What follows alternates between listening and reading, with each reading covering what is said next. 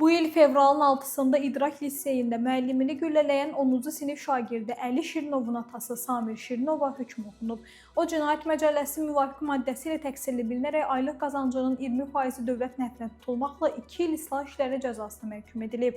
Samir Şirinov ifadəsində bildirib ki, o tüfəngini əvvəlcə seyfdə saxlayıb, lakin köhnə seyfi atdıqdan sonra silahı qardırob otağında ayaqqabı qutularının arxasında gizlədib.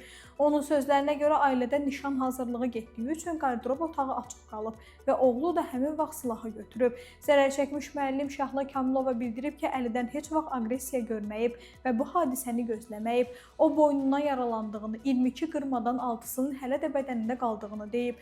Müəllim məhkəmədə ailə ilə barışdığını və şikayətçi olmadığını da bildirib. Əli Şirinov isə ifadəsində silahı sinif yoldaşlarına göstərmək üçün evdən götürdüyünü, sonradan qaytarmaq istəsə də buna imkan tapmadığını deyib. Onun sözlərinə görə müəllimini qorxutmaq istəyib, lakin niyə belə etdiyini özü də tam izah edə bilmir.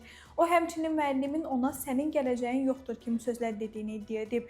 Qeyd edək ki, Əli Şirinovun müəllimini güllələməsi ilə bağlı cinayət işi üzrə məhkəmə prosesi hazırda davam edir.